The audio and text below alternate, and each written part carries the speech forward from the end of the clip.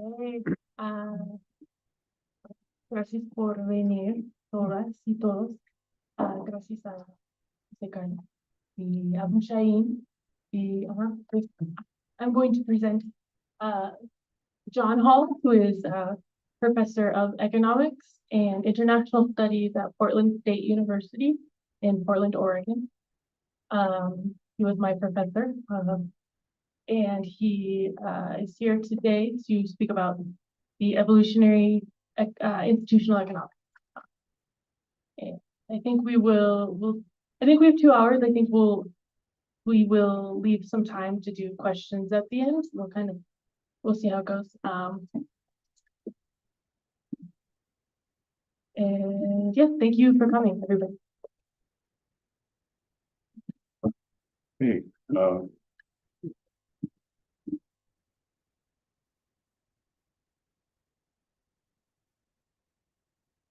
thank you for inviting me. It's my pleasure to be here.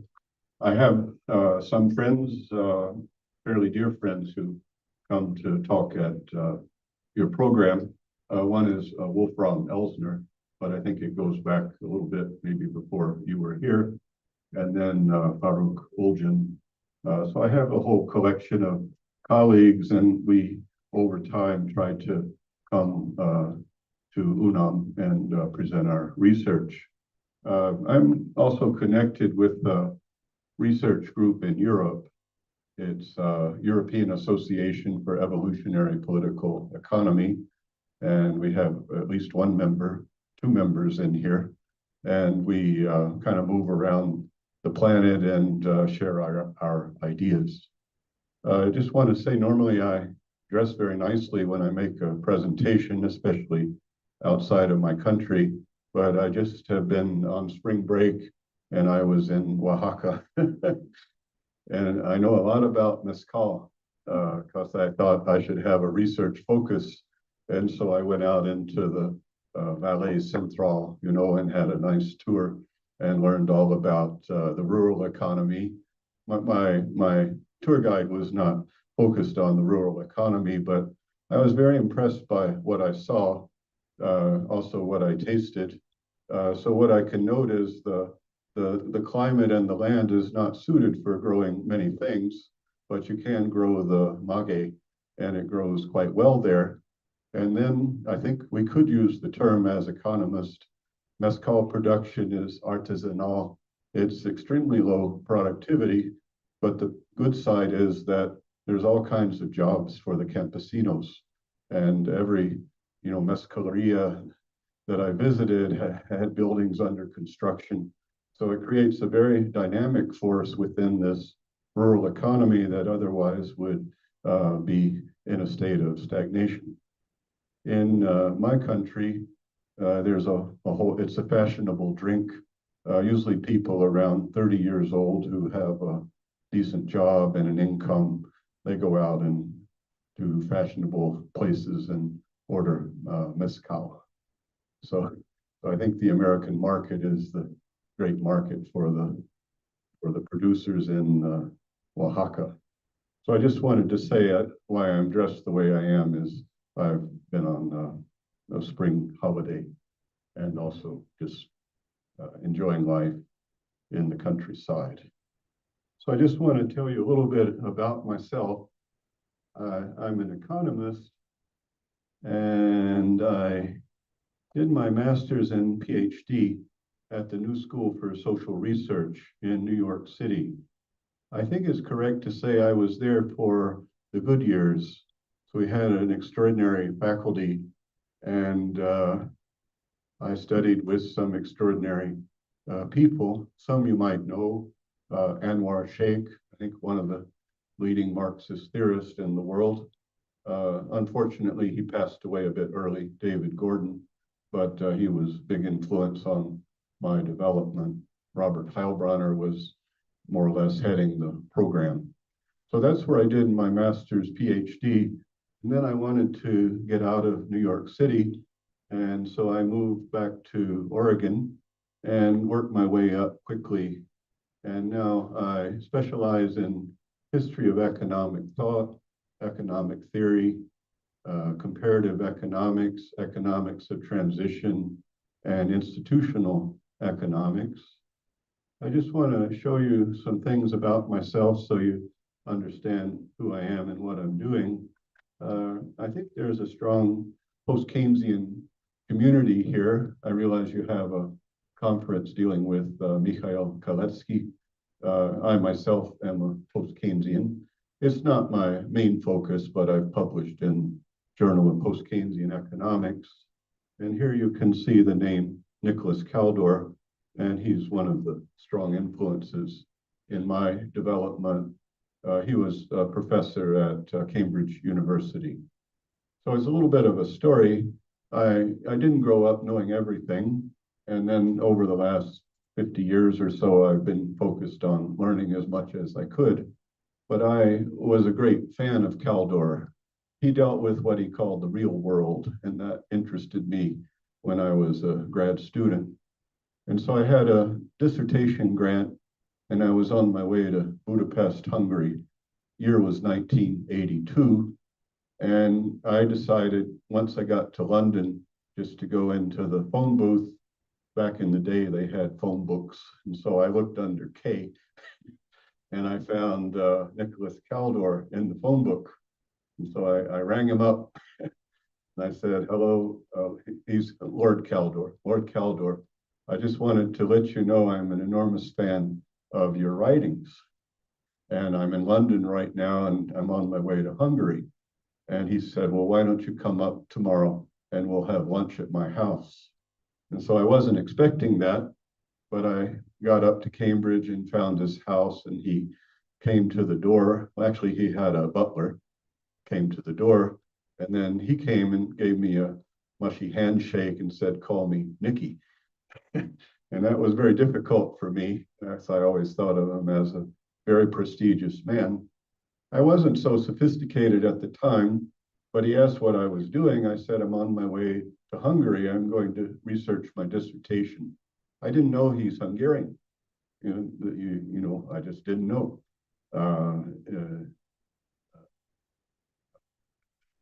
His first name should be Miklos if he uses his Hungarian name. Kaldor is not a usual name. And so I had no idea I'm dealing with an immigrant from Hungary. And so I sat down at his desk and he started writing a letter. And he folded it up, put it in an envelope, licked it. And he said, when you get to Budapest, you go introduce yourself to Joseph Bognar. He's the head of the Institute for World Economics. And you tell him Nicky is telling him to help you. And so this was my real connection with Kaldor. He's such a generous human being. It's something I'll never forget. So I just wanted to say I was at the New School and John Eatwell was coming over from Cambridge and lecturing to us.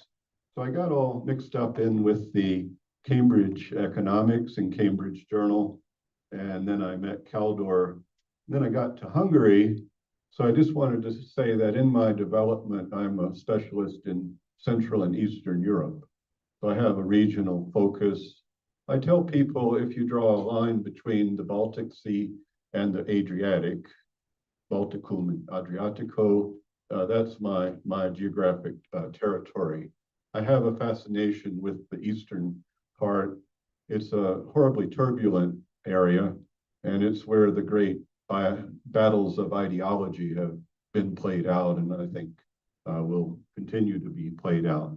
So that's my background. I authored the dissertation dealing with the reform of the Hungarian planning.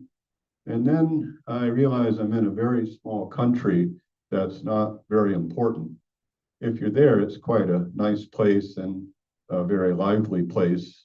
But I realize I'm in a limited country. And so during that time, I had learned German. And so when the Berlin Wall fell in 1989, I could then go to East Germany with my American passport.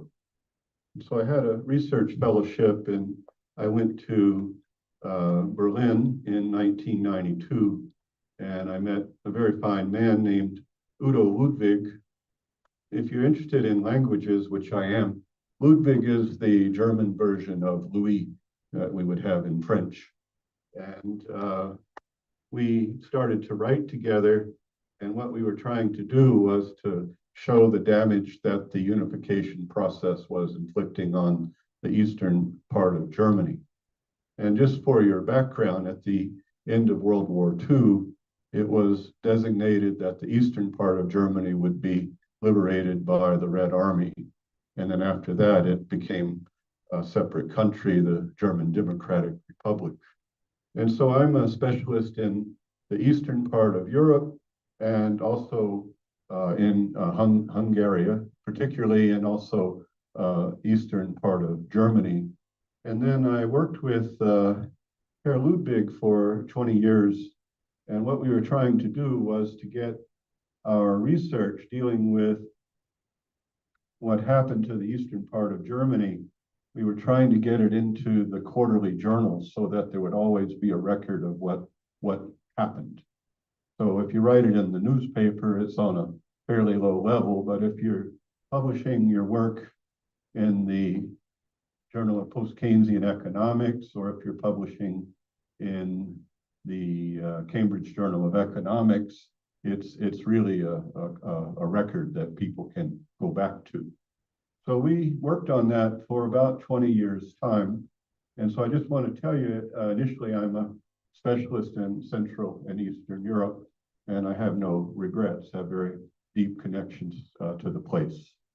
But then my colleague retired. He's 10 years older than me. He faced forced retirement. And then I started just focusing on evolutionary-institutional economics and working with the Journal of Economic Issues.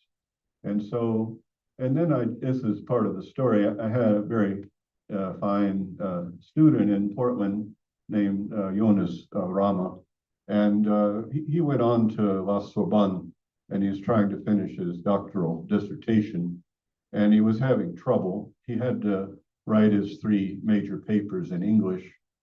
His ability to think is extremely high, but his ability to compose in English was not so good. So I told him, I'll co-author with you and I'll put your name first. And that's how we proceeded. And so it got me deeper into the studies in Latin and South America. So that's where we are today. And so I think it's correct to say in recent years, I'm a specialist in the writings of Thorstein Veblen in particular, and a specialist in evolutionary-institutional economics.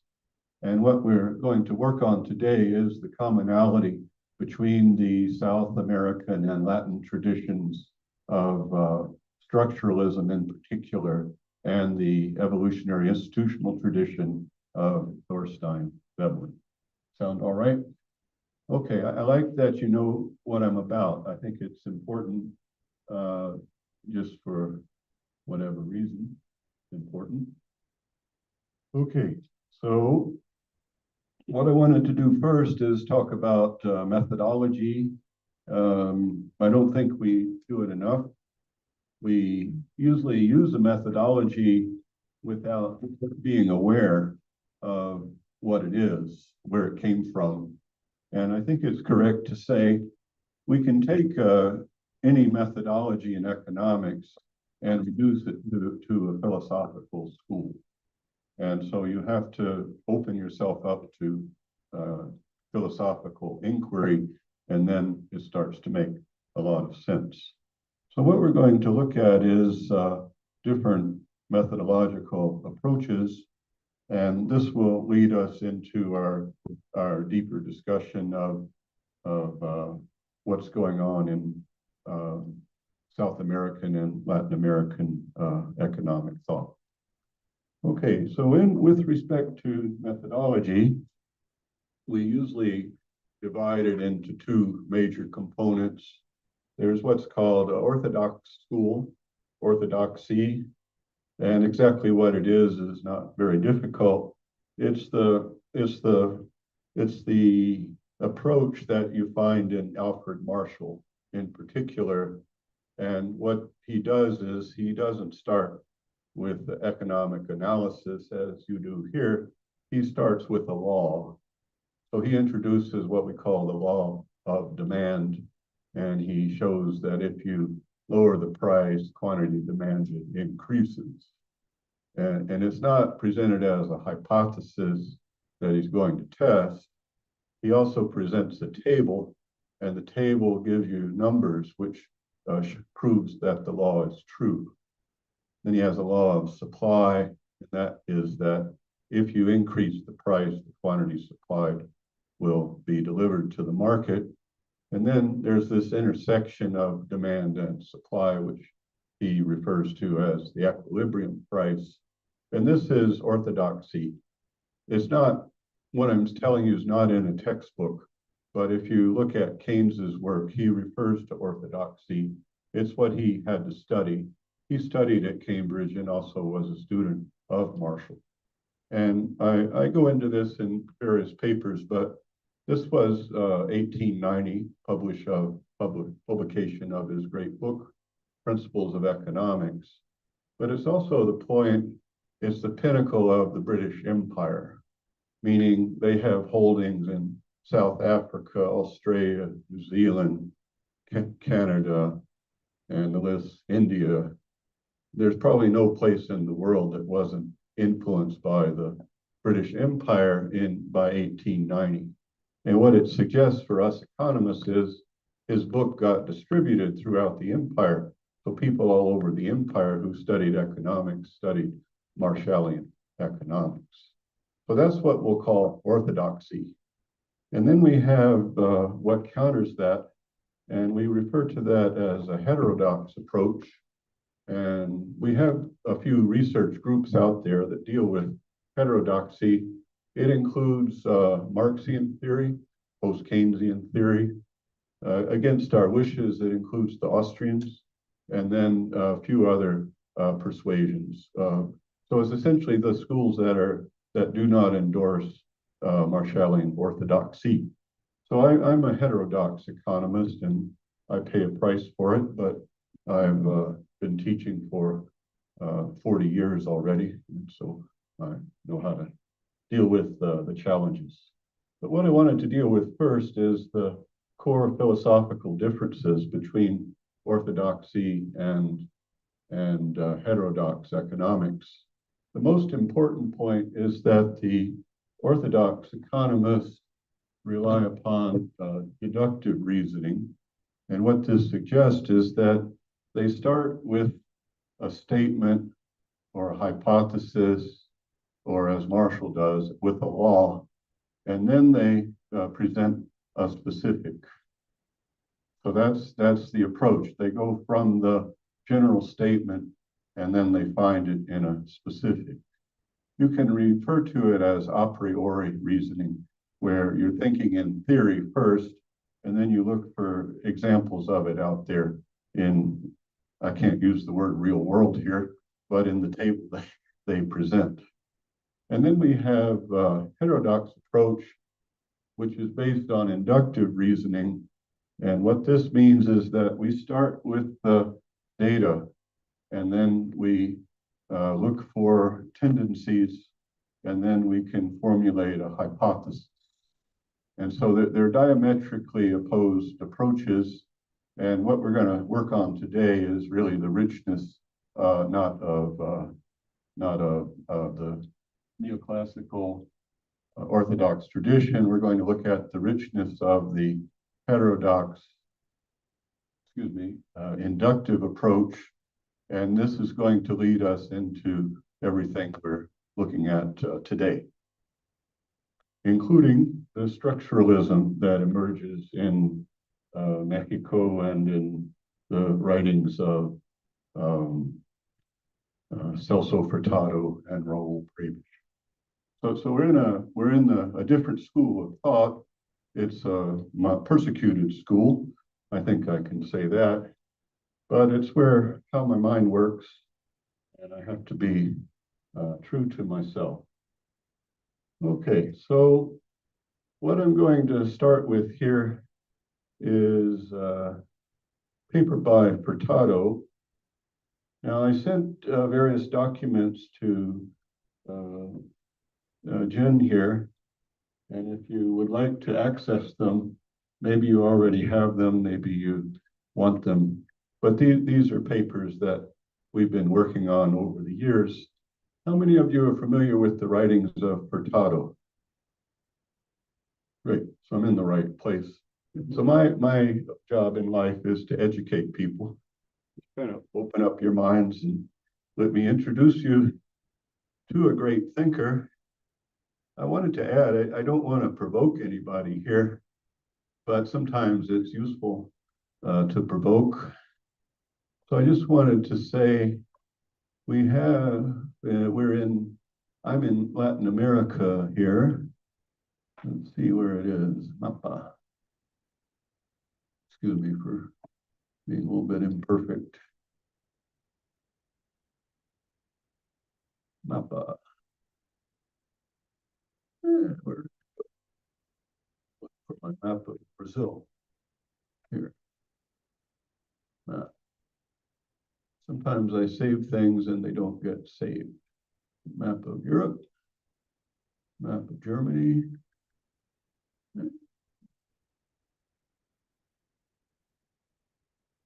Greece. Here we go. Okay, so I just wanted to take you back in time here. So this is your history. If Mexico is your home, this is where the key institutions begin that get fused with the indigenous institutions and creates really the new world here. But what I wanted to point out is you've got in the Iberian Peninsula, you have España and you have Portugal. And they're very capable. And I think the year is 1494. They divide the world up at the Treaty of Tordesillas.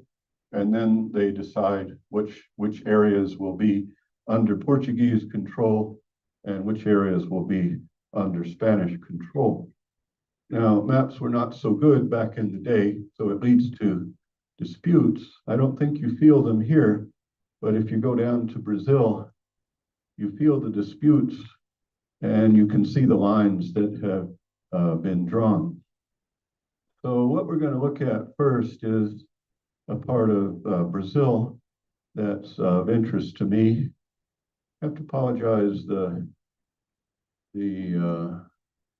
now let's see if this is going to show up here.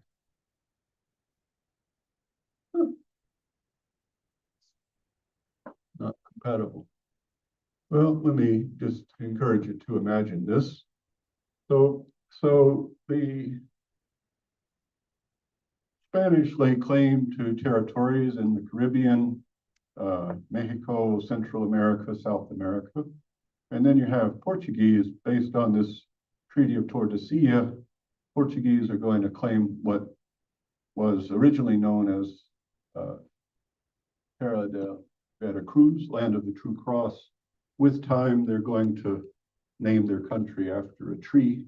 It's the only major country in the world named after a tree, the Brazil tree or Brazil wood.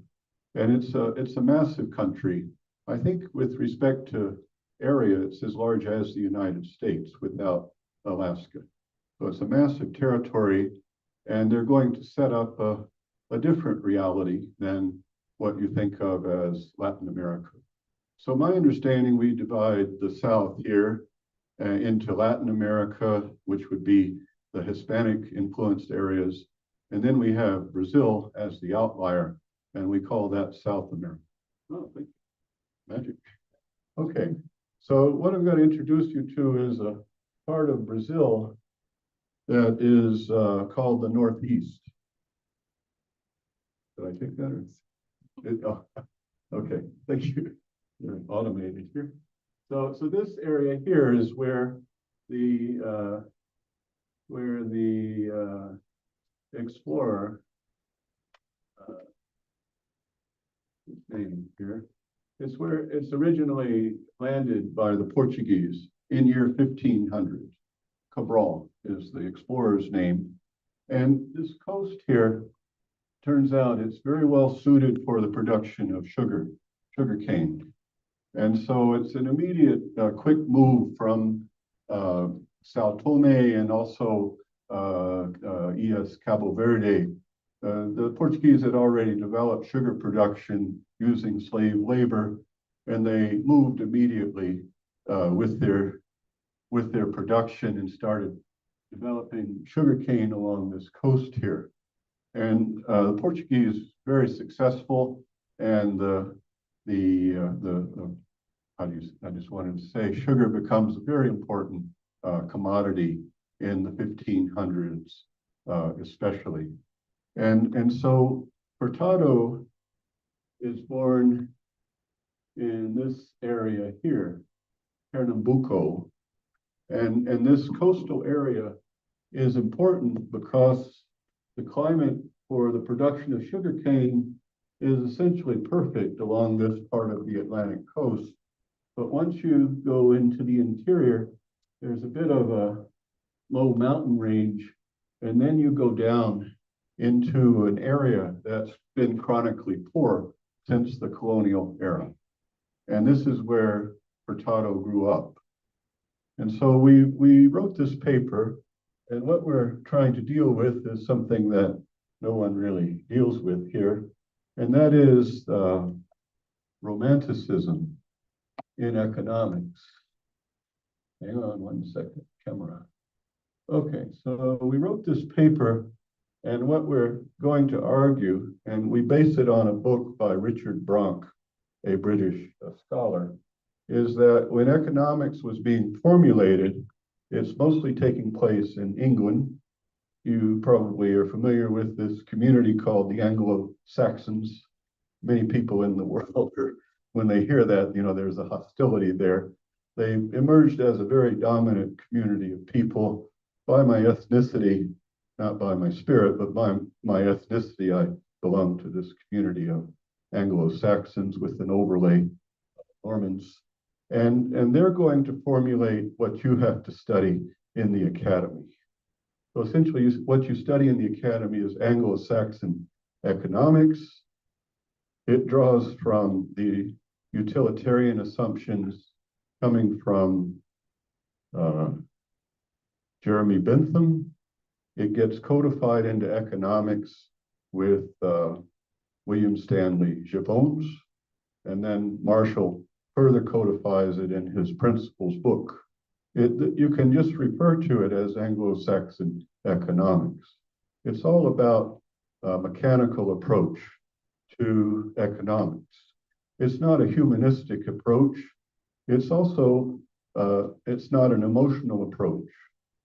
So we start looking at Furtado, and we realize that he's not part of this community, even though he knows his Anglo-Saxon economics. And so we start to explore who he is and his development. And what we understand is that he grew up in an extremely harsh place with horrible poverty and also violence. And this is his childhood. His house was even burned down, and he was injured and took months to recover. And then at different points, his family would have to run into the bush in order to protect themselves from the roving bands that moved through this place. So I got a new word for you. We'll call it the sertão, S-E-R-T-A-O, and a squiggle over that. It's a distinctly Brazilian term. It's a distinctly Portuguese term, and they use it to refer to places they're not sure what's in there, but they think that may have some, promising productive potential. And so what we have is Brazil. Every area of what is today's Brazil was once referred to on the maps as sertão. Everybody okay with that word? It's distinctly Portuguese. And then you have this territory of what's called the Northeast, Nordeste. And the Nordeste is the only part of Brazil that after years of development is still referred to as O Sertão. And what it means is we don't know quite what's there, but we think it may have some potential, but we're kind of afraid to go there. And so we have these words that are synonymous. We have Nordeste, the northeast of Brazil. We have what's referred to as O Sertão. And this is where Furtado is born. It's where he grows up, and that's where he develops his emotional self.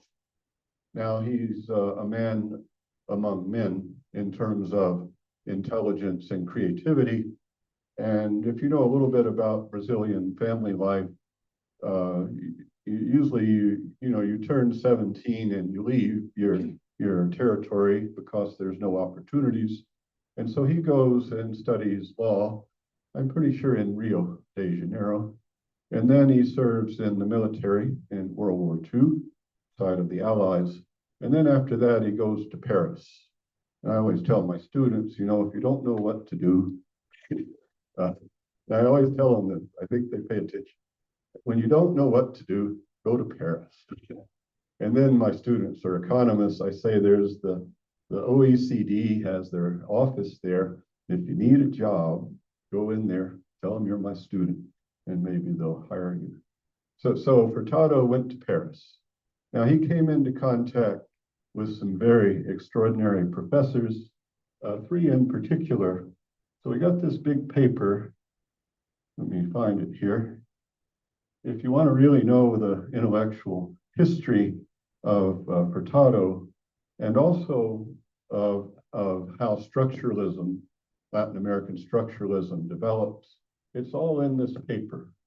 So my student Rama, he's very bright, very wonderful reader and scholar. He couldn't put it together, and so I said, let me edit it for you. And so we worked, close. And then I said, I'm going to take my name off this because you have to get your work finished at Sorbonne. So it's all his research and thinking. It's my good writing. So I have good skills in developing, the narrative here. But what's fascinating is Furtado gets to Paris and he gets in with three particular professors. And this is, when France was at its, over a very long term, France has been at its intellectual height. So it's an ongoing process.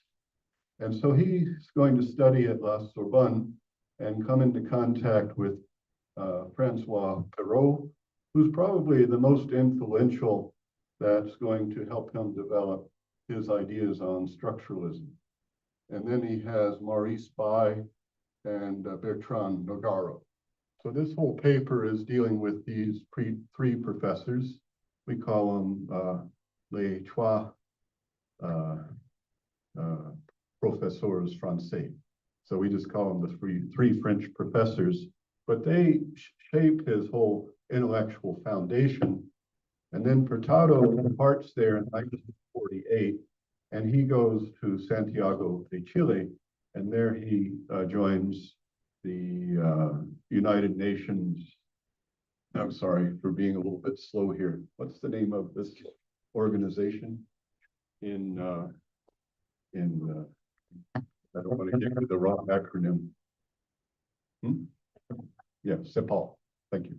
Okay, so he joins there, and he's going to be there for about 10 years' time. And at the time he's there, he's brought all of this background from these French professors, which had emphasized this approach, this heterodox approach, which I'm going to try to connect with the Veblenian tradition. Now, when Furtado was at CEPAL in Santiago, Raul Prebisch is also there as a senior figure, and they're interfacing. Well, I think the length of time is about 10 years. So let me lay out for you what I understand as the Latin American, South American structuralist tradition. One is that they reject the orthodox approach because it doesn't explain anything. And then I think we could probably agree, if you use the orthodox approach, you're going to make horrible mistakes. And we can observe those mistakes. Furtado even says that he couldn't emotionally connect with the neoclassical approach because he grew up in amongst abject poverty and violence. And he said, where I grew up, power was everything. And so he spends the rest of his life trying to understand how power enters into economics. And if you know your neoclassical theory, they don't deal with power. They do introduce monopoly, and they do use the words monopoly power, but it's not really power. Okay, so Furtado is just by his character, he's in a different school of thought. He's emotional, which if you deal with Brazilians, I don't know if you deal with Brazilians, I've yet to meet a Brazilian that was not emotional. And when I'm there, I always, I take in things just to store in my memory. Just one simple example, I was in the airport trying to get from Sao Paulo back to Buenos Aires. And the flight comes in from Buenos Aires carrying Brazilians. And then everybody stops and is hugging and kissing for the next 30 minutes. So it may have been that Dad was in Buenos Aires for 3 days, but he's back now. And so it's just the whole thing becomes essentially a love in right in the lobby of the airport. So I could give you hundreds of examples, but they're operating on a very high level of emotion, certainly compared to Anglo-Saxons.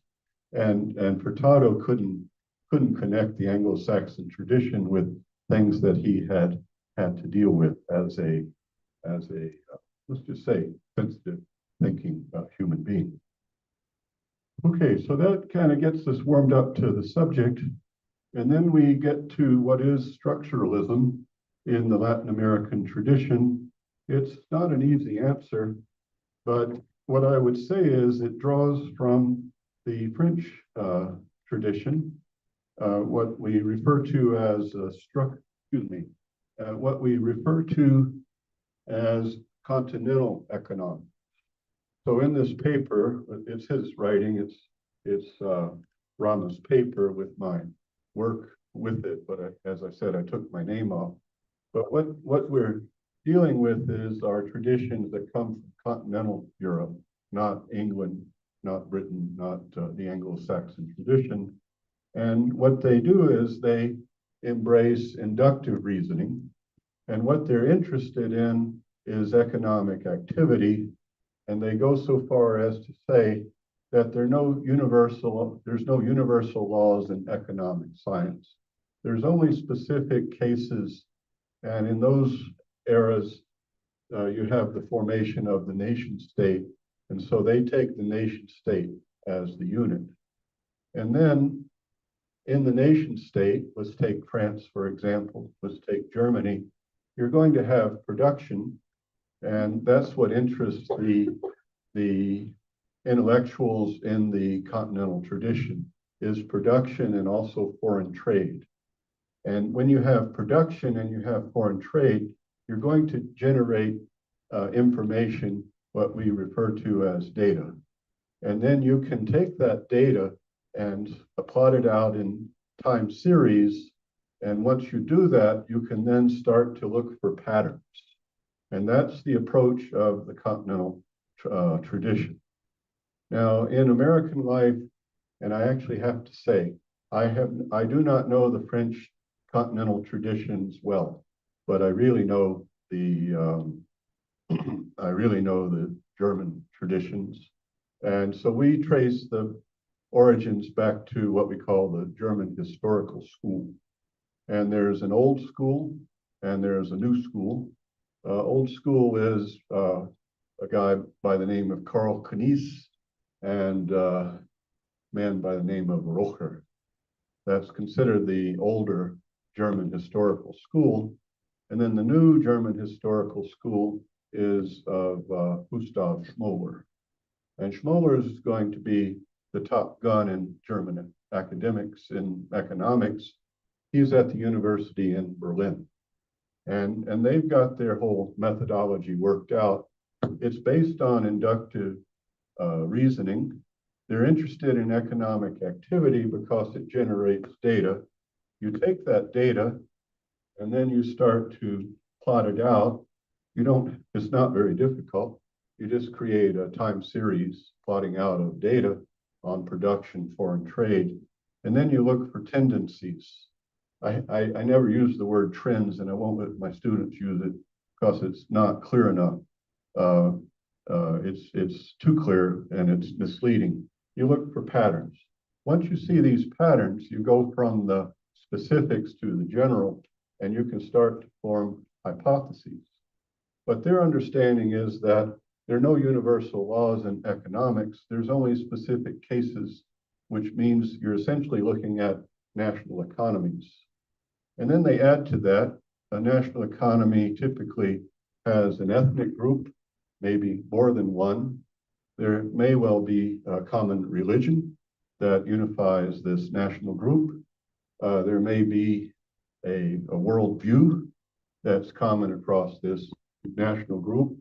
They may have particular backgrounds in making things or production, which is specific. And so the heterodox approach coming out of the continental tradition is that every national group is specific, and you can't say that this can be transferred here and be done successfully.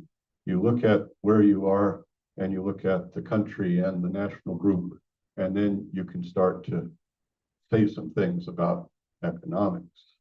So it's particular, not universal applications. So Hurtado is schooled in this tradition when he studies at La Sorbonne, and he goes back home.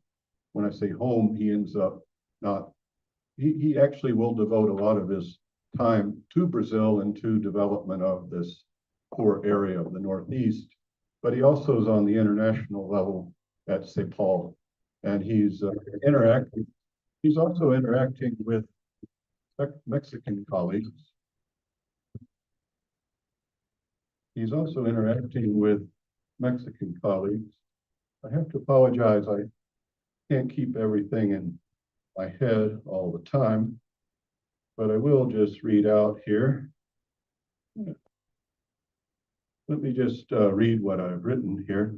Hurtado completed his formal education in a continental and French tradition that emphasized the importance of real economic activity taking place in actual time and space, with distinct interpretation taught by Perot, Bai, and Nogaro. Hurtado returned to South America in 1948. This was the year that, as a project connected to the recently founded United Nations, ECLA started in Santiago de Chile. Hurtado's employment there could be considered his first job as a professional after completing his doctoral degree in economics. During his 8 years serving at ECLA in Santiago, Hurtado dutifully contributed towards research and analysis, as well as theorizing and policy formulation that contributed toward what has come to be known as Latin American structuralism. Okay. Sorry. However, it would register as wholly incorrect to emphasize that Latin American structuralism should be viewed as the brainchild of Hurtado. No, not at all. At ECLA in Santiago, Chile, Hurtado was integrated into research groups directed by Raúl Prebisch for more than 25 years prior to 1949. That is, since 1921, the publication of his work on the circulation of money, Prebisch had applied a center-periphery concept to economic analysis. Am I doing something wrong? It's down here. Okay. Okay, so they're both at in Santiago de Chile, and what Prebisch had been doing was developing a center-periphery understanding of economic activity.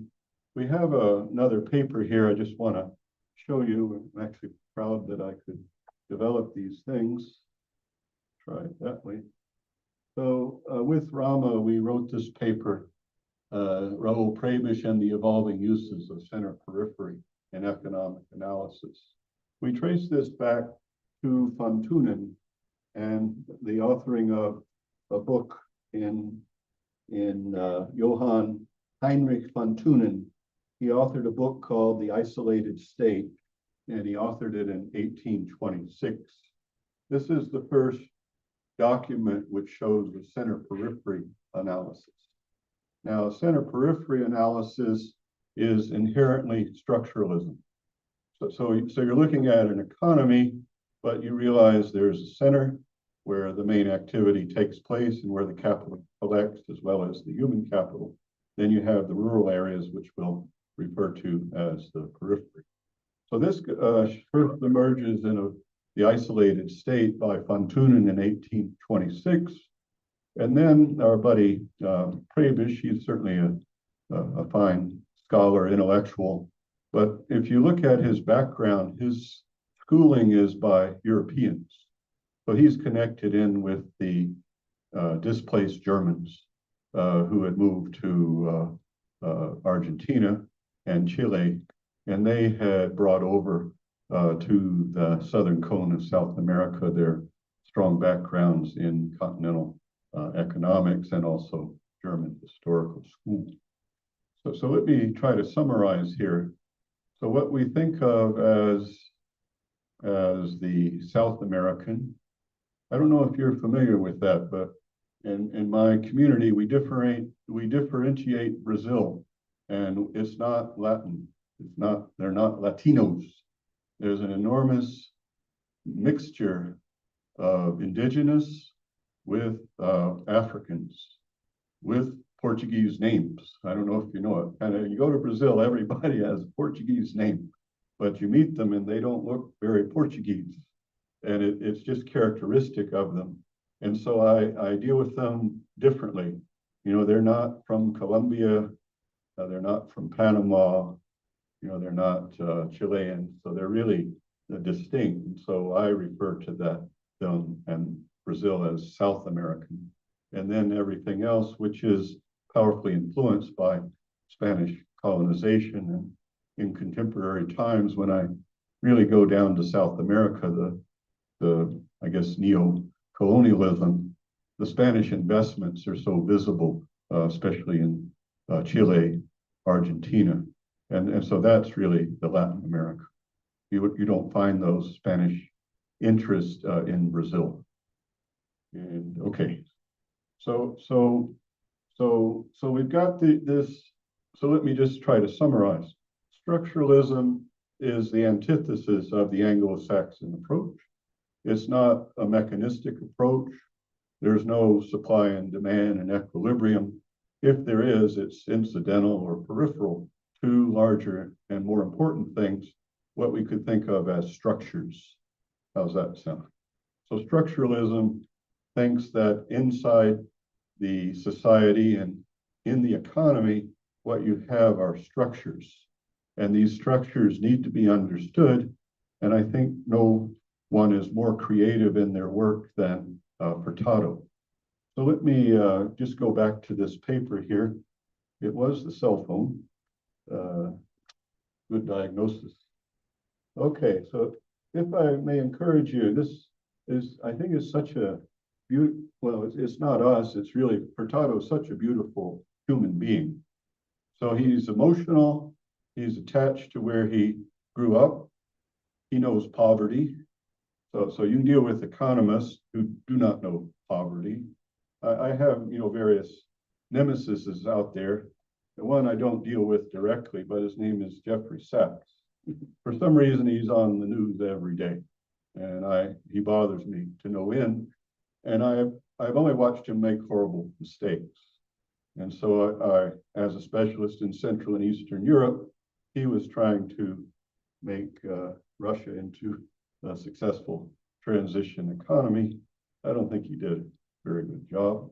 And so when I look at him, I don't find he's connected anywhere.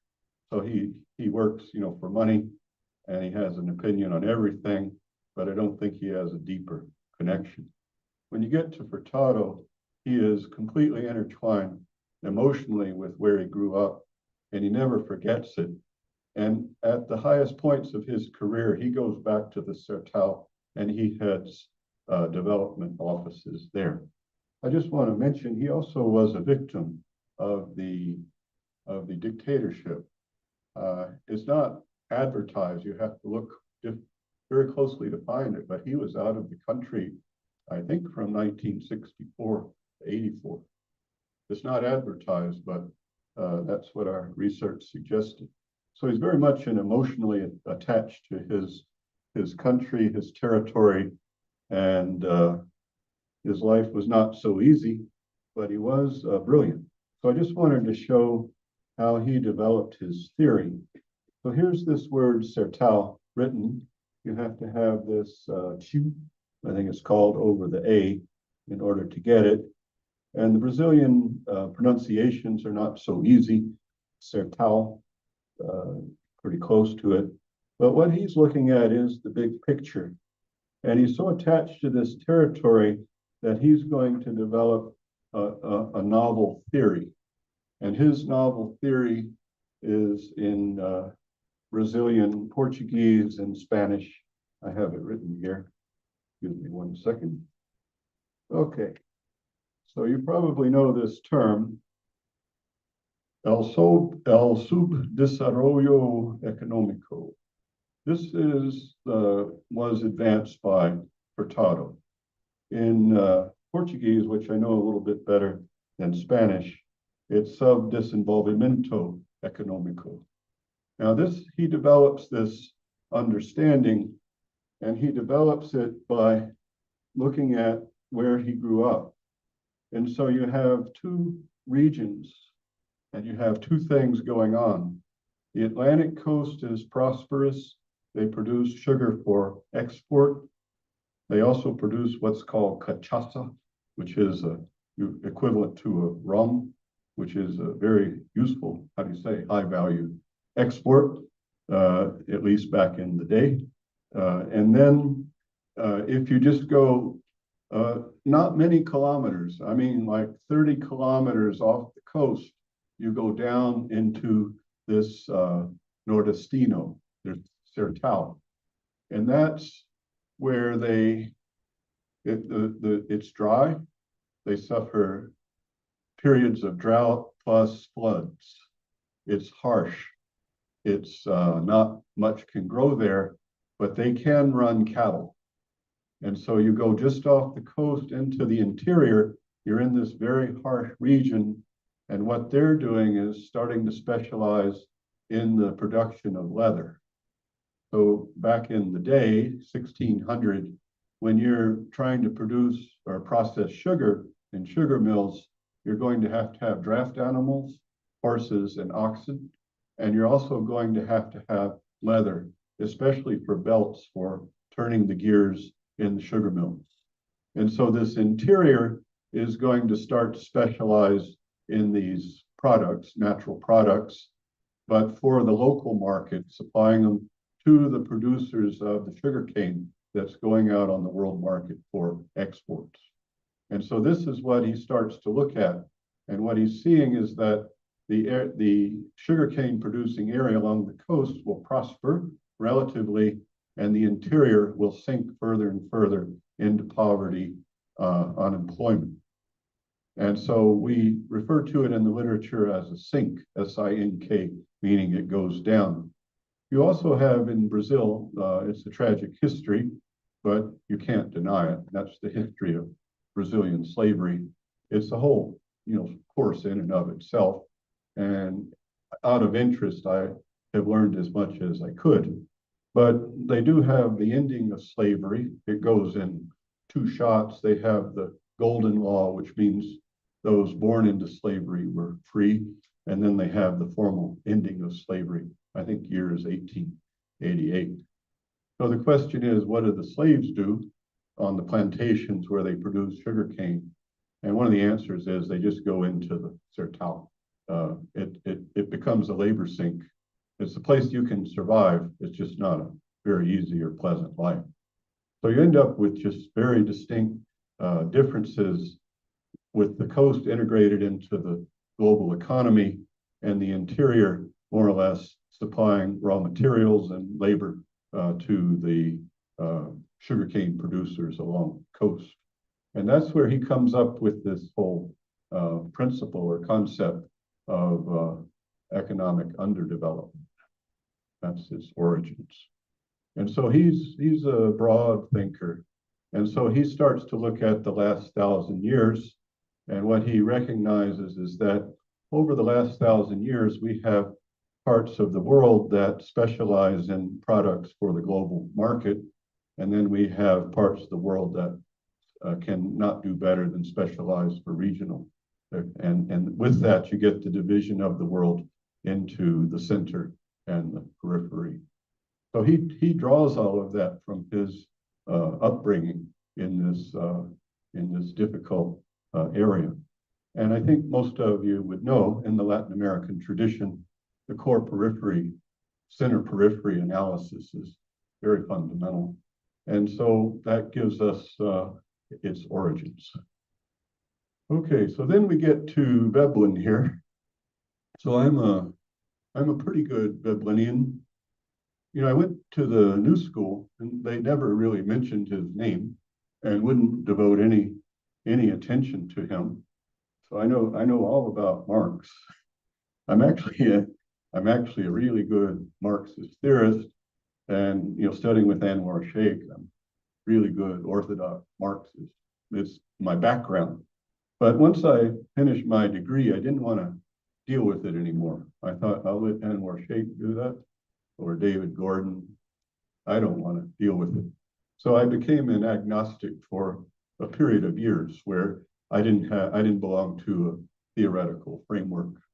So I started going to meetings of the Association for Institutional Thought, and they're all about Veblen. And so I got my education going to these annual conferences. Usually we meet in April of each year, and the extraordinary Veblenians would be there presenting research and educating people like me. And so with time, I've become what I'd call a pretty good Veblenian. Okay, so then the question is, what does Veblen how does he understand the economy, and can he be related to South American and Latin American structuralism? And the answer is they're so close. It's just a matter of emphasis. And so I'll go back and say that the Veblenian approach, which his aim is to advance what's called evolutionary economics. So he writes a very important paper published in the Quarterly Journal of Economics in 1898, and it's called "Why is Economics Not an Evolutionary Science?" And what he's trying to do is to certainly challenge the mainstream, the neoclassicals, the orthodox thinkers, and just say, you don't know the processes at work in our world because you do not have an evolutionary approach. And so he's the one who's going to pioneer evolutionary economics. Now, if you tell people, I tell people who don't know economics sometimes ask me, what do you do? And I tell them I'm an evolutionary economist. They never ask anything else. It's like, nothing else. They don't want to hear anything else from me. They're perplexed for the rest of their life. But I teach a course, it's called Institutional Economics. And on the first day, what I tell them is we're going to dive very deep into evolutionary economics. And they, fear for their lives. And I tell them what we do is we focus on institutions. And what we can say, and it's very easy to observe and measure, is that over time, institutions evolve. So once you go from just being an evolutionary economist to an evolutionary institutional economist or an institutional economist, then it becomes a very easy way of thinking. So I tell people we deal with processes of change. What drives change in the economy? And that's what we do in the Veblenian tradition.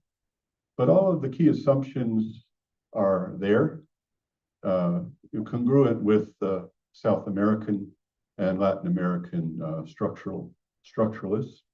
So we think that countries are distinct, that there are no laws in economics, that there are places and places important, and that we have different types of people, and they're not necessarily similar, and that we need to conduct our analysis at the location or at the national level. And what interests us is what we call real economic activity. And what that means for me is that we're dealing with production. So, at the core of this type of economics, we're interested in what's produced.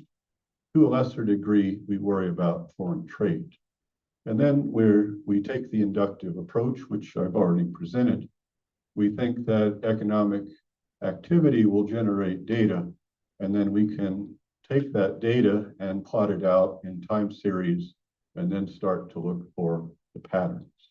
So the Veblenian approach is congruent with the German historical school, is congruent with continental tradition of the French, and it's completely congruent with the structuralists of Latin and South America.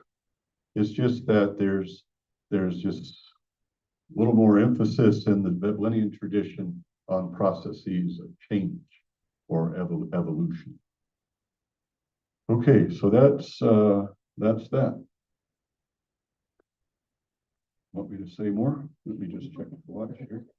Okay, now I know I'm dealing with a very intelligent group of people, which leads me to assume that you have statements, manifestos, things you would like to present. If you'd like to present it in Espanol, I'm fluent at a basic level in Spanish. Otherwise, I wouldn't be here. So when I arrived at the airport in Mexico City, I walked over to the guy who has to look at my passport, and I greeted him in Spanish. We spoke Spanish, and he gave a big smile. So it was very easy to deal with. And when you go to Oaxaca, you better speak Spanish. Otherwise, people get very stressed because they have to try to jump in with English. So if you want to ask questions in Espanol, I can understand. So let's open up the floor here. Okay, pues no sé si alguien tiene una pregunta.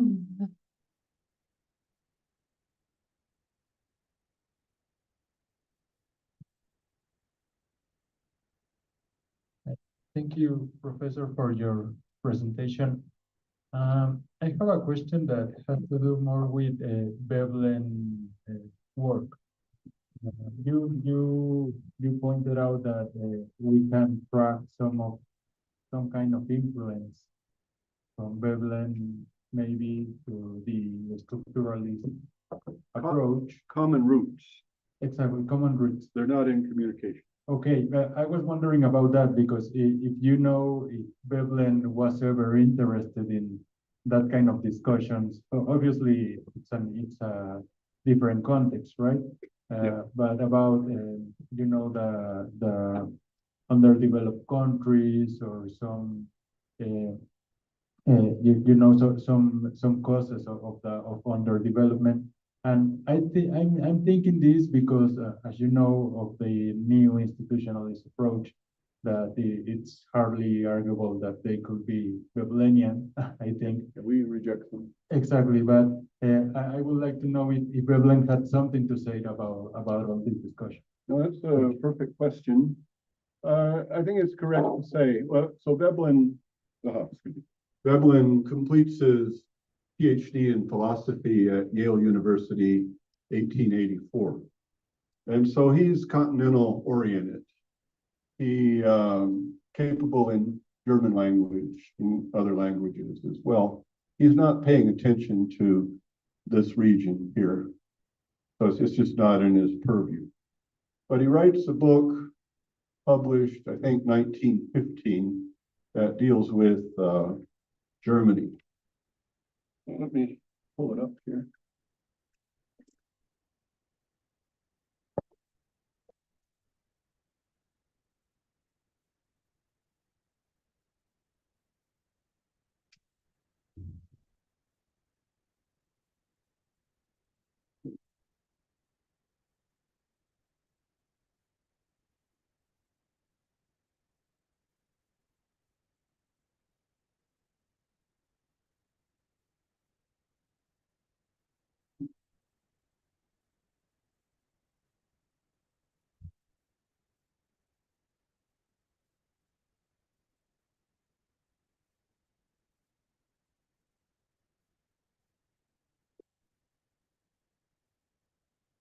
this might interest you.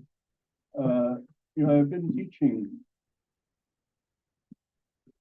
Sometimes I try to have my students understand that if you're older, there's advantages. One advantage is you have a larger repository of knowledge, and especially if you're in the university. So there are things I've learned about teaching after 35 years that I didn't know at 30 years. And so I've become so effective that my students start to generate these extraordinary research papers, and I collect some of the best, and then I publish them here. So I have a working paper series. It's public good, so there's no expense to it. But I had this student here from Mexico, Mexican family. And so he wrote this paper towards the Veblenian theory of economic development. This is very important because Veblen is one of the great original thinkers. So as I said, he's unusually intelligent, but then he has this PhD in philosophy, 1884. So he has extraordinary intellectual and scholarly abilities that economists, if you know the tradition, if you study physics and you can't get a job, and so you become an economist. So Veblen is a philosopher who couldn't get a job. So he went back to do a PhD in economics, but he brought in a lot with him. But he wrote this book, 1915, that's known throughout the world because he really explores what is economic development. And it's a pioneering work. It's called Imperial Germany and the Industrial Revolution. And what he's dealing with is late industrialization. So if you take the Anglo-Saxon industrialization as the initial industrialization, then you take the American and German as the second industrialization. Then you take the third one, usually we use Japan, but you can include what we call developing countries. So the initial industrialization is based on invention and units of capital from the family. The second industrialization is based on the American model is the stock market as the form of capital. And in Germany, there's a very poor territory, but they developed a postal system, and Germans don't like to enjoy life. They prefer to save and die with money in the savings account. So they were able to pool all this money from the rural population through the Postbank. And that's how they got the capital for their industrialization. So in this second round, what Veblen observed already in 1915 is all you do is copy the early industrializer. So you're going to build the steam engine, you're going to introduce the railroad. But what he shows is there are advantages of not being first because you can see the mistakes that were made. Just as an example, when the English developed the railroad, the question is how far apart are the rails? And what the English did is they looked at the tracks from the chariots from the Romans. Well, there's a lot of limestone in England, and where the Romans would run their chariots with their two wheels, they took that as the optimal distance for the rails. But it's too narrow. And so the Germans could see the mistakes that the English made, and they introduced wider tracks so the trains could go faster. So there's this expression, the last train runs fastest. And this is all rooted in Veblenian theory. I don't know, I can't tell you, I'm not a specialist in Mexico, but certainly Mexico is not the initial industrializer, but probably we would find many advantages of not being first. So you can take from around the world what has proven itself. Engineers, they publish their papers in journals. All you have to do is be a good engineer and read, and you can get all the most current research and then bring it to your country. So that's rooted in Veblen. We associate that also with Alexander Gerschenkron. You familiar with him by name? So he is a economic historian of greatness. He authored a book called Economic Backwardness in Historical Perspective. And I don't think he's aware of Veblen's research, but usually we refer to the Veblen-Gerschenkron hypothesis. What it suggests is that if you're the initial industrializer, you pay a high price.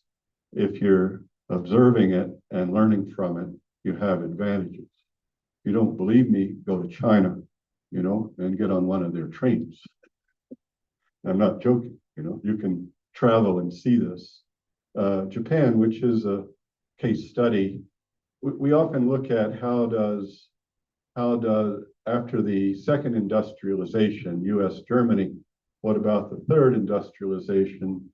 Usually there's a coup d'etat, and the old guard is pushed out, the modernizers take over. So we use the Meiji Reformation of 1868 as our crystal clear example. And then the Japanese decided it's time to industrialize. And they moved at a very, very high rate, but they took from the best that they could find in the world. They didn't want to be dominated by another country. And if you don't want to be dominated by another country, you invite the Dutch because there's not that many of them. They can't take you over. And so if you go to Tokyo, there's the Meiji train station. It's a duplicate of the main train station in Amsterdam, built out of bricks. And so that's what we deal with in the Veblenian tradition, is whether you're the initial industrializer, if you're Germany, you're considered second, or if you're Japan, and then we have what we call the developing world, that's considered the third round. So he deals with it. But, travel was not so easy in his day, and then his orientation is towards continental everything. Yeah. Hi, Please. thank you for the conversation. I'm still introducing myself in the institutional tradition, so I hope my question make any sense. Yeah. But I would like to know more about the idea of institutional change and what drives change in the economy according to the institutional tradition. I'm the person to ask. I specialize exactly in that. So I identify three traditions. I have one paper that I consider to be very tight and succinct, and it's called Radical Institutionalism. That's the first word. Let me just see if I cite it here. It's Abruption, Radical Institutionalism, and Institutional Evolution. I think that's the title. But it also appears in this paper. I was just talking to Jen. I just wanted to show something here. Let me just see here.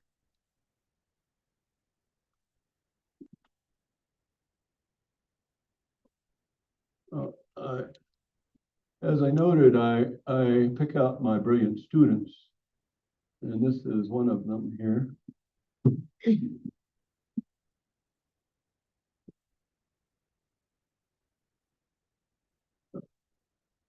This is authored by Ms. Kramer here. So not very few of my students will have two papers in my series, and so I picked out her two papers, both written really at the PhD level. And that one of my jobs teaching in a state university in the United States is to find the talent and to encourage them to go forward with their studying. And she has two papers here. This is a very involved paper. I wouldn't even want to write it because the man who defines this area, he's a very high-level scholar, John Bisman. And so she also wrote this paper dealing with a very complicated aspect of Darwinian theory as it gets picked up by the institutionalists. Okay, getting back to your question. There are three approaches that I've identified. Most of my colleagues don't read my work, And if you tell them something new, it bothers them. But they think there's only one approach. And so this approach is referred to as the instrumental ceremonial dichotomy. And I'll explain it to you. I assume you're brilliant and you'll get it right away. I can, refer through Jen here, I can refer you to where it's in writing. So the idea is that, and this draws from Kant. I don't know if you study philosophy and you know the works of Immanuel Kant. So if you know the works of Karl Marx, for example, he borrows very heavily from Georg Friedrich Hegel. He's essentially a Hegelian who stands Hegel on his head, and he's very wrapped up in the dialectic and the thesis, antithesis, and synthesis, and with the idea that history is leading us towards some resolution of contradiction. Well, that's Marx and Hegel. Then you get to Veblen, and Veblen's a Kantian, and usually we know Kant by name, but he's so hard to read. But Veblen wrote his PhD on Kant. And so Kant introduces what's called dualism. So there's two things. So Marx is all about contradiction. You have the capitalist class, you have the working class. They're in a struggle over who controls. So that's Marx. It's all about contradiction, conflict, revolution, and synthesis. Okay, you get to Veblen. He wrote two major papers on critiquing Marx. And if you'd like, I'm happy to send them to you. I kind of collect his work, and a lot of it's more than 100 years old. And so I have it all on my hard drive. I'm happy to send it to you. But he wrote two big papers exploring Marx, and Veblen is the master critic. So he has this PhD in philosophy, which means in the first two sentences of every paper, he's going to give you the whole paper. He has that intellectual ability. He will point out the shortcomings in Marx in the first two sentences. Then he'll elaborate 28 more pages. So he's the master intellectual. And so he's influenced by Kant, and Kant is interested in duality. And what that means, excuse me, I correct myself. He's interested in dualism. There's two things to consider. They're not necessarily in contradiction. They're just two things to consider. And so the Veblenian theory is typically rooted in dualisms. So there is one thing we'll call the instrumental to make life easy. We'll call it technology. And the idea is that technology will advance with or without you and me. You and I don't need to invent the computer chip. We don't have to invent things because other people do, but they come into our society as what we'll call the joint stock of knowledge. And then the society has to respond to this new technology. And to do that, they're going to have to create institutions or take an existing institution and reform it. And that's how it works. That's like the ABCs of institutional change. The technology advances and the society is going to have to deal with the creation of new institutions, what we call emergence, or we have existing institutions and we are going to reform them, and that will lead to the institutional evolution. It's really that simple. But you learn this after 10 years of reading, so I'm summarizing it for you. I'll give you a concrete example. So in Mexico, you have an airport. Let me give you an easier one. So when you walk around Mexico City, you have to beware of the automobiles. Everybody knows this. Okay, so the Mexicans did not invent the automobile, but Germans did. Actually, there are many versions of the automobile, and then you have a guy named Mr. Benz in Germany. He introduced attached the gas-powered, benzene-powered motor. Here you get the name benzene and Mercedes-Benz converge here. And so that's the new technology. it comes abroad to North America, and then you have to deal with that. And so question is, what side of the road will we drive on? So the English drive on the wrong side, and Germans and North Americans drive on the right side. So that's an institution. What do you do at the crossways? You know, where more than one road is crossing another. Who stops? You have to introduce the stop sign. You have to introduce the traffic light.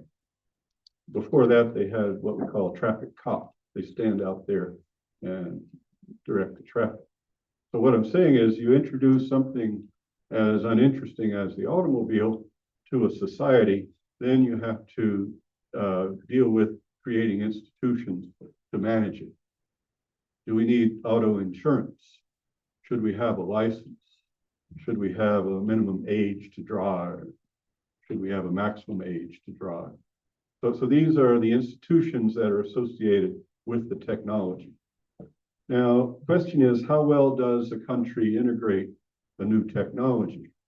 This is really a good measure of economic development.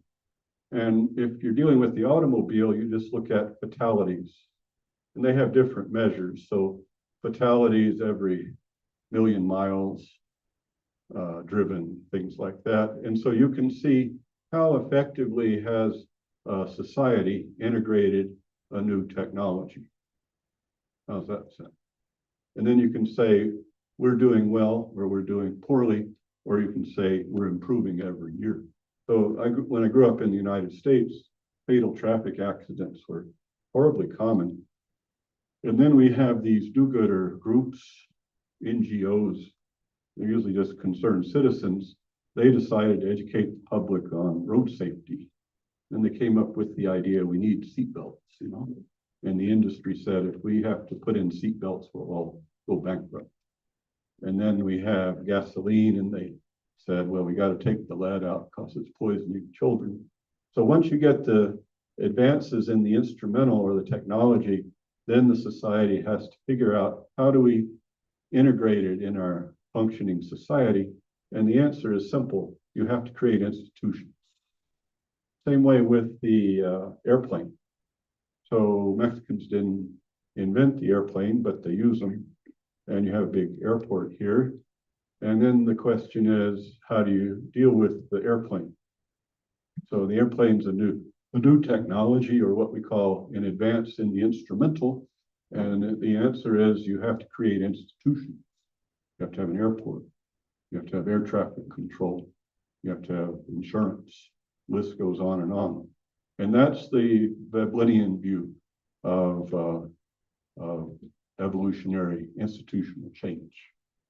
And I'll repeat it, it's 10 years to get there. I just got you there quickly. Okay, that's one. Now this is accepted by all my colleagues in the United States, but it's the only one they consider. And if I tell them there's two more, they treat me badly. And so the second one, and I'm happy to send the paper to you directly or and I worked on the paper for 4 very hard years with 2 of my students. I had one student pushing me to write it, and we couldn't get it written. We had to take in another student who was finishing his bachelor's in philosophy. Name's Joe. Without Joe, we couldn't have gotten it published. So he really brought in his background in philosophy. So the second one is right in this 1898 paper from Veblen. He introduces cumulative causation. You familiar with the term? Because in the heterodox tradition, even of Kaldor, Gunnar Myrdal, does that name ring a bell? So they're trying to develop a non-equilibrium approach to economics. And so they say there's something out there we'll call cumulative causation. This is where certain things build up and contribute to the rise of other things. And Veblen's already got it in 1898. And so I argue quite clearly that this is a second form of institutional evolution we can draw from Veblen. Got a beautiful paper on it. There's a philosopher Veblen studied under named Charles Sanders Peirce. So Veblen was at Johns Hopkins University for his master's degree, and he studied under Peirce. He's considered to be the greatest, or the single greatest American philosopher. He created the only school in philosophy that's recognized worldwide, School of Pragmatism.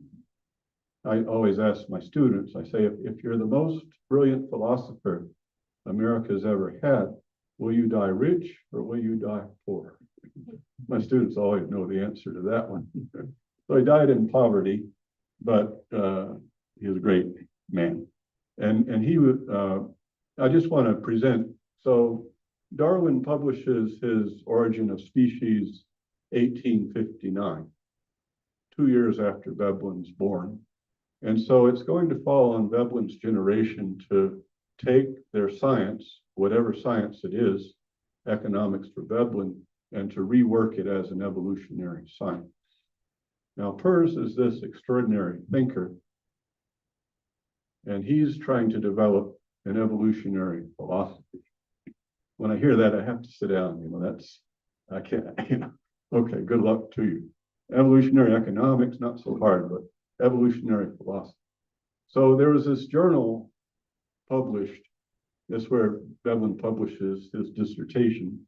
It's called the Journal of Speculative Philosophy. And Peirce was publishing his work there. And this is how far out he was. He says the universe is still evolving. The things you just have to sit down when you hear them. I mean, I can think it through, but I can't do it without sitting down.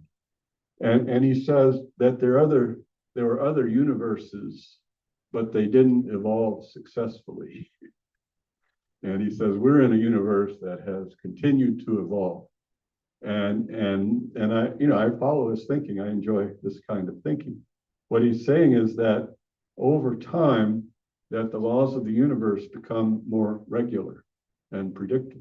Which I can get that. And so that's Peirce. So he's up on a very high level. And Veblen, I think, decided then to try to develop an evolutionary economics. But he makes it easy. He focuses on the institution. Question is, what is an institution? And he defines it for us. Let me just find it here. Pretty nice quote.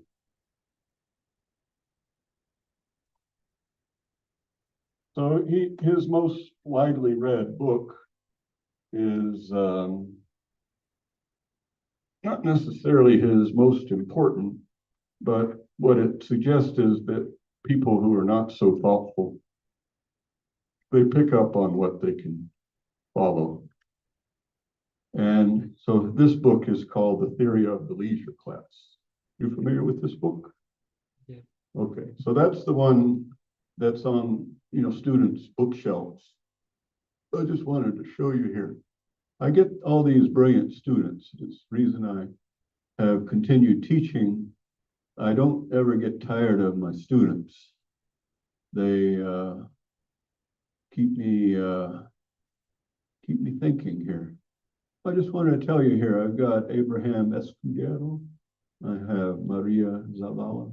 So over time, I have more and more students from Mexican American families, and it's my pleasure to deal with them. One of the things I note is the students of Mexican heritage treat me with more respect than my Anglo-Saxon students. They also, I think it comes from the tradition of Cervantes, but they're very good at developing narratives in their research here. Where did that thing go here? Excuse me for being a little bit slow here. I have this student, the Kardashians, part of popular culture. Anyone see the paper here? Which number? The one above. 77. Which one? 77. Okay, excuse me for being imperfect. Okay, so I had this bright guy taking history of thought with me. So I wasn't focused on Veblenian theory, I just introduced it. But he wrote this whole paper And, I think we can all agree that we can't escape the Kardashians. Everybody in the world is familiar with their bad taste and money and presentation. And so he read the theory of the leisure class and he applied that or brought the Kardashians into that narrative. Very creative. So Veblen's going to, that's his first book, and he establishes himself as a public intellectual with that book. And then he has an opening sentence, and I'd like to find it. I don't want to take too much time here, but his opening sentence is something like, the institution of the leisure class is found in the various stages of barbarian culture. And that's where he says the leisure class is an institution. And so an institution in our theory is not an organization. Institution is a framework or habits of thought that are shared and can become axiomatic. And it's beautiful because he opens up the idea that what he calls the barbarian age, which would be medieval Europe, medieval Japan, had already developed a leisure class. And then he starts to develop the idea there are those who work with their backs in their hands, and then there are those who don't. Those who don't may be priests, they may be attorneys, but they don't work with their hands. And he uses that to characterize leisure class. And they've been around since civilization. So Veblen has a universality in his analysis. So that gives you a sense of what an institution is. It's a set of habits that become axiomatic over time. And then what interests him is that they're not stagnant. These institutions are changing over time. And that gives us this field of inquiry, evolutionary-institutional economics. Now, there's a third approach that I developed. It took me 4 years. I have to laugh at myself. Academic life's not that easy. So I have to publish as part of my contract, and I enjoy it. But I deal with, journals and editors. It's a living nightmare. And one of the worst is the Cambridge Journal of Economics because of the elitism. And it's a 24-hour story, I can tell you. I published 3 papers there, and it's not a pleasant experience. When you finally get your paper accepted, they'll find a way to insult you, which I think is very English. Just one example. So I'm working with the German colleague, Udo Ludwig. Udo's actually an ancient Celtic name, great king named Udo. And I'm dealing with the correspondence with the Cambridge Journal, and they refer to him as Otto. And if that's not enough, the managing editor wrote me and said, we didn't realize you're a native speaker of English. There has to be an insult along the way, especially at the end. Okay, so they didn't like it at all. And I kept going around, and finally I got it published at a journal called Pan Economicus. And the reason it got published, I'm on the editorial board, and they have a rule that if you're on the editorial board, they have to accept it. But it's the most frequently downloaded article of mine. And so I introduced what's called subreption. And to do that, you have to go back to Kant's inaugural dissertation. And it's fascinating. So he looks at it. If you look at the word subreption, there's a REP in it, which refers to, in Latin, reptatus, or reptile. And so it deals with a slithering of reality, not at all easy concept. So Kant introduces it at the end of his inaugural dissertation written and published 1770. And so I got that. You got the translations to English. And what he's introducing is a process of change. And what you do, and it's, if you follow, I won't use the term my president, but if you follow this character who's running my country, he's masters subreption. I'm sure he doesn't know what it is, but what you do is you have a dialogue and you introduce a falsehood. And once that's introduced, then it starts to affect the thought processes so that you'll end up with something that wasn't intended. That's summarizing it. Kant, with his dualism approach, he says that every object has two characteristic features. One is the intellectual. So I'll use the microphone here. So the intellectual dimension of this object is that it's a microphone. We can all agree on that. But it has another dimension, which he refers to as the sensible or the sensitive, and that is our perception of it. So he's saying that what makes reality so confounding is that we're dealing with this dual characteristic of everything that has an intellectual or its pure state. This is a microphone, but then it becomes, we look at it and each person has their own perception. And that for him is what he calls the metaphysical mistake.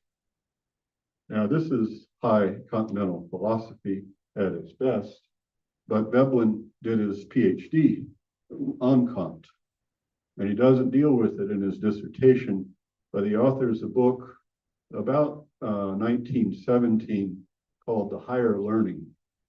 And what he's interested in is how universities in Europe were transformed away from practical sciences, medicine and law, to add other things like humanities, philosophy, mathematics.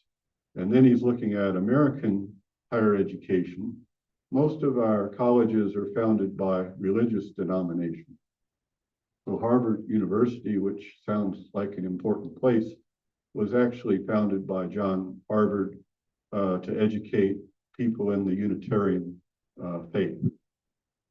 Unitarians are kind of the least faith-oriented Christians, so they usually have you have to have a PhD to be a Unitarian, so they're very conceptually oriented, but they like to collect, and worship in quasi-Christian tradition. And then you look at Yale, and you keep going down the list of our prominent universities. Typically, they were founded as colleges by religious denomination. Notre Dame in Indiana is Roman Catholic. And so what they were trying to do was to educate the young people well in the arts and sciences only, bachelor's degree, and give them ethical foundation in their faith. And so that's how higher education starts in America. But if you go there today, they're all big corporations with endowments. So the question is, how did they evolve? And this is what Veblen's dealing with. And so Veblen's the great critic. I don't know if you like critical thinkers, but he regards money and what people do for money as suspect. And he has a great, enormous, if you go back to Marx, Marx refers to the capitalist as money bags. Not a compliment. You get to Veblen and he refers to someone called the businessman or the businessmen. And for him, these people are only motivated to acquire money. How they acquire it is usually doubtful. And his whole critique of 20th century capitalism is that the businessmen will not focus on production, products, and quality. They're going to focus on things like buying and selling other businesses. And he's the one who first really introduces sabotage, not by the workers, but by the businessmen. We have to laugh when I say it. It's a sarcastic laugh. But we have an egg crisis north of the border. So the egg prices are high. So I've come to Mexico, to enjoy my huevos rancheros, and they're within my grasp, with my income. So north of the border, we have an egg crisis. But in the Veblenian tradition, we would say this is an example of sabotage. So in the origins of sabotage, it comes from the French sabbat, where the workers would throw their wooden shoes in the machines to stop them. But in Veblen's view, it's the businessmen who engage in sabotage. They cut supply, they raise prices, trying to increase their profits. So if you're interested in critical thinking, there's nobody better than Veblen. I think Jen here is translating his collected works. Okay, so we'll make it available to you in your beautiful stem. So Veblen writes this book. Let's say it's 1916 or so, called The Higher Learning in America. Subtitle is How Businessmen Transformed Higher Education. And Veblen, as the critic, he thinks that people reduce their character if money is their main motivation. But sadly, in American society, you can see it at the level of the president. There are people who think that if someone has made a lot of money, they must have a lot to offer. We're victims of this currently. Tragic. We have tragedy going on at home. And it's all related to, and Veblen uses the word pecuniary, which I think is an easy translation to Espanol, pecuniario. Okay, so he's always referring about pecuniary interest, this interest in acquiring money, but not focusing on quality of production. So one of the dualisms in capitalism, in Veblen's view, is that the businessmen focus on profitability and not serviceability. That's one reason the system doesn't function well. And numerous examples. I don't work in business, and I always feel fortunate I don't have to, because I know what it's all about. It's not my community. I'm better off as an educator, managing my income as best I can. So he's looking at how the American educational system that starts out on very high principles of baccalaureate degrees where you study arts and sciences, and then you have to have a board of directors. So who do you bring into the board of directors? The answer is you bring in businessmen, because people are stupid enough to think that because this man is fat and has money, that he has something to offer. And so they come into the board of directors, and then they're where they teach philosophy and theology and religion and English literature and Greek. And they say, we need a law school. So they add a law school. And so in America, university they start out as what we call a college of liberal arts and sciences, has very high reputation. And then once you have a law school and you got an engineering school and a business school, we call it a university. So this is the fate of most of our schools of higher education. The businessmen need people they can treat badly. So they need managers, they need a business school, you need engineers who can do micro and engineering, you need everybody else, what we'll call the technical fields. And so most universities are now in America have that core of high principles, and then it becomes just overly influenced by the interest of the businessman.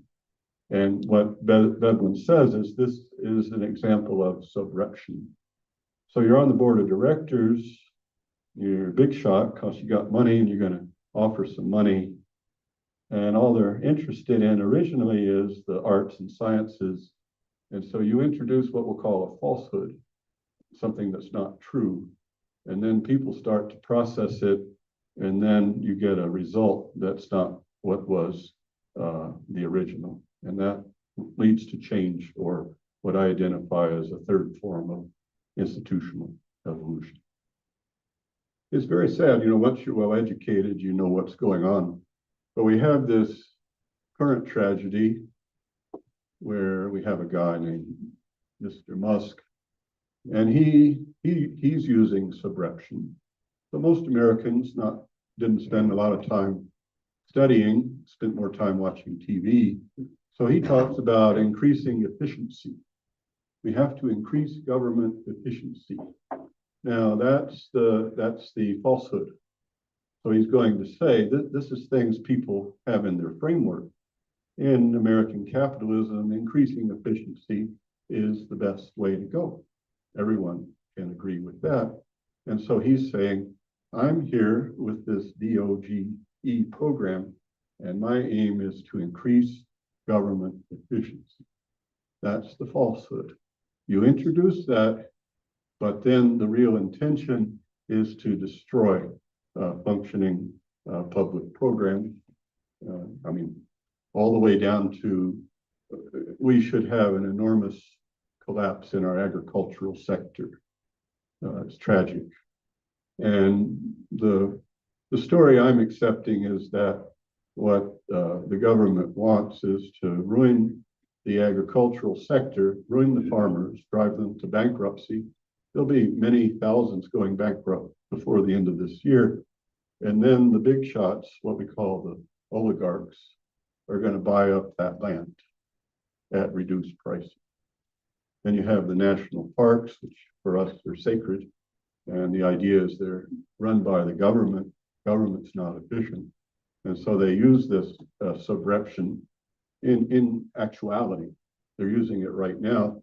Yeah, there's this naive belief. I think most of you who are aware of neoliberalism know that it's based on false doctrines. But the average person who hasn't studied economics at a high level is susceptible to that. And so that's an example of how subreption is being used at the moment. It's done here, done everywhere. Sometimes I tell my students almost all advertising on television employs subreption. So they'll take what is known and known confidently and introduce a falsehood. And then the outcome it'll transform and get a different outcome. One I grew up with, it's dated. I'm also dated, but they had a white bread that had no value, nutritional value, but they had advertisement that say, build strong body 12 weights. And I heard it for years, always on the television. And then a little, community group decided to research the nutritional value. They said, it doesn't build strong body. Anyway, makes you fat. And so, but what I'm trying to say is that's the subreption. So I see that it surrounds us all the time. Your society, my society. So I identify that as the third form of institutional evolution. My colleagues, I think we have this, they're fairly polite terms. Most of my colleagues are detractors. So I advance things and I get them all upset. But what I've learned is don't advance ideas that include philosophy. People really get angry at you because they didn't study. I deal with it. So I kind of have to isolate myself, teach my students, they get it. But my colleagues, I was working on a paper that I felt strongly about. I was trying to argue that the reason Veblen's such a powerful thinker is he was reading Nietzsche. And so Nietzsche is 14 years older than Veblen. Veblen reads German, and all of Nietzsche's major works are being published at the time Veblen's a grad student in philosophy. And so, I just wanted to say Veblen's the boldest thinker in social science. He has an expression. He refers to I can get the quote right here. The triumph of imbecile institutions. If I use that, at the American Economic Association, they'll run away from me, that make them afraid. And so he's a real thinker and critic. He thinks that most institutions are imbecile and they restrict us, and we spend our lives dealing with imbecile institutions. But he integrates it into his research and his narratives here. So I was trying to explain Why do we read Veblen? He died in 1929. Most of his work was coming out between 1898 and 1928. But he's 100 years old. So the question is, why do we read him? And the answer is, his legacy is so profoundly rich. But then I think, why do we still read Nietzsche? And the answer is, his legacy is so profoundly rich. And so my colleagues, they just reject it completely. Can't get my paper published. But I'm pretty sure that Veblen, so Kant is a kind of a ridiculous excuse for a man, intellectual and passive, brilliant intellectual, laid the foundations for the modern epic. Especially, he created after the Reformation, the Protestant Reformation, and the North Europeans moved away from Catholicism and simple Vatican explanations. We had to create a new ethics, and Kant took it on his shoulders, and he lays out the new ethics for the post-Reformation, and he's still with us today. So you can't get excited about the guy. He's too conservative. But Nietzsche, he's all about firing everything up. And when you read Veblen, he's all about firing everything up. So I haven't yet gotten the paper published, but I'm still at it. But I just wanted to add here, Veblen he wrote a very important book called The Vested Interest and the Common Man. I'll just finish up in a few minutes here. So I think it's his most important work. So Marx denigrates the capitalists constantly in volume 1 of Capital. Calls them money bags, and they're the source of all problems. They exploit the laborers, extract their surplus value. So he identifies the enemy. When you get to Veblen, he's very much post-Marxian. So he knows Marx inside and out, and he certainly influenced by him, but he rejects almost every aspect of Marx, from the labor theory of value to his notions of surplus. So he's on a different wavelength, and it's very sophisticated, but he refers to the vested interest, not the capitalist. So vested interest is I don't know how to translate it. When you read Veblen, he has his own vocabulary, so you have to learn it. We always know Veblenians by how they talk. So the vested interest for him are those people who don't produce. They don't have to deal with production and competition. They collect what he calls the unearned increment. So if you want a tragic example of the vested interest, look at Elon Musk. So he's busy robbing us of our hard-earned tax dollars. That's what Veblen would call the unearned increment at the level of billions of dollars. And so there's all kinds of people in the business sector who are making money without focusing on quality of products. They're getting what Veblen calls the unearned increment. Now, then we get to what he calls the common man. The common man is the opposite of the vested interest, and no matter how hard they work, they'll never get anywhere. And so Marx poses the capitalist and the workers. Veblen looks at the vested interests, which are not necessarily capitalists. They're just trying to make their money without producing. Then you have the common man, who, no matter how hard they work, will never accumulate. So he's really the new thinker.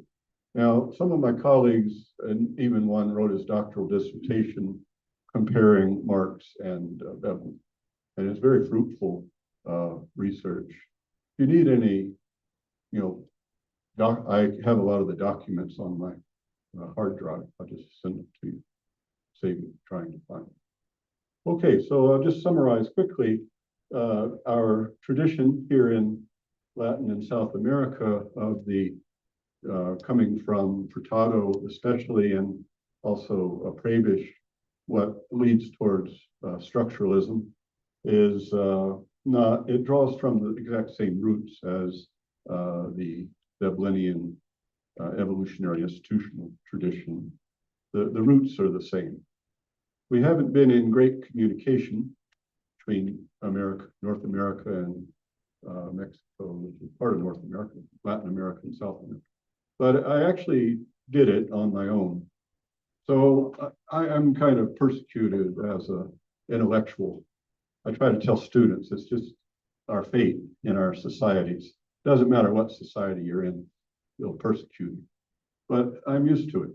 But I decided to go to Brazil with my own money and my own time, and to give lectures and start to meet people who would be open to the Veblenian tradition. And the reason I selected Brazil is it's a big country and population's like over 220 million. And then if you go to Argentina and you're a professor, you can only do it if you're from a wealthy family because the pay is so poor. And so you don't go to Argentina to find colleagues, you go to Brazil because every state has a federal university and their professors are paid well. So you can work, most of my colleagues there are professors at various states. You can raise a family with your salary and have a very good life as an academic in Brazil. So I went there and learned the language and connected. And so what I'm trying to suggest here, we've got a big group of Brazilians integrating with us in the Veblenian circles. And then they're writing papers. We give them prizes for their awards for their academic successes. So we're doing fine connecting with the Brazilians. Now, it's hard to be a Brazilian and to be an orthodox economist. It just doesn't work. They know the structures in the world that have worked against their development. They know them too well. Furtado points them out, and everyone who grows up there knows them. And so they're perfect candidates to join the Veblenian tradition, and they are. So we're making good progress at unifying the Americas around various heterodox themes. Okay, I just want to thank you. I want to say I'm an enormous fan of your country. I first came here as a very poor graduate student. I think I came through Tijuana, Ensenada, and I took the bus to La Paz. I crossed over to Mazatlan. And then I think I arrived with $100, and I left with 35. 6 weeks later, I fell in love, met a German gal, and it was 1980. And I think a lot of you weren't yet here. Maybe your parents were not yet here. And it was a profound experience for me. And then I came back 20 years later. And what I concluded is you always have to visit a place and go back 20 years later, because then you can measure the change. So in 1980, there was not electrification, and the women would be in the streams washing the family's clothes. The main production in the towns would be machinery that was making tortillas. And you had to be careful with the water and food. So I came back, and then I took my daughter to Oaxaca. We studied Spanish together. And even my last visit was 2019. In Oaxaca, I would still see children who were undernourished. And so I've kind of watched everything improve, electrification, public health, enormous improvements, nutrition, enormous improvements. And I'm personally a great fan of your president. So I think her aim, I just judge by observing, is to really consolidate your civil society at a very high level. And so I just wanted to say I'm an enormous fan of your country, and I don't come every year, but I mark the changes here, and they're both profound and permanent, so it's really what you call economic and social development, then I'm critical of my own country in a healthy way. So I think your worst problem is drug demand north of your border. So you have, I refer to it as so you have your internal life, and then you got the external. External is the export of production and export of drugs across the north border. And that introduces all kinds of very harsh criminality. And I don't have a solution for it. The easiest solution is to tell North Americans to give up their drug abuse. It would solve the problem in a day. Or tell the gun manufacturers to stop marketing here. But I mean, those are we're getting down to a few problems that let's see what your president is going to do. I feel close to her in the sense she has a background in research. I assume she has a doctoral title. She was an environmental research. So I was trying to tell my students I could have dinner with her and we would have things to talk about because we're dedicated parts of our lives to advancing knowledge. And so I'm very hopeful and a little bit jealous, you know, we're dealing with horrible problems north of the border. And so it's good to have things going well here. We can always look and admire how things are advancing here. But just one more point, civil society is not looked at often, but I just find people here have become so polite. So I'm, you know, operating through your society at a fairly low level of tourism, and everybody's so nice and helpful. And I didn't find that 40 years ago, 45 years ago. So I used to have to count my change and, you know, deal with being shortchanged or tricked or something. So now everything's just straightforward and very easy place to come and enjoy being a tourist. So I just want to say I admire your country and I admire all the gains that you've made and wish you to continue. And I think we can all agree the last frontier is squeezing the violence out of the society. And we know what the root causes are. And let's see how the president, you know, certainly she offers leadership. She's highly intelligent and we'll follow her lead. I think she knows where she's trying to take Mexico. Okay, thank you again. And if you need any papers, you can contact me directly. I wrote my homepage on that document and I'll send them to you or you can work through my former student here. Okay. Okay. Muchas gracias. Bueno, gracias.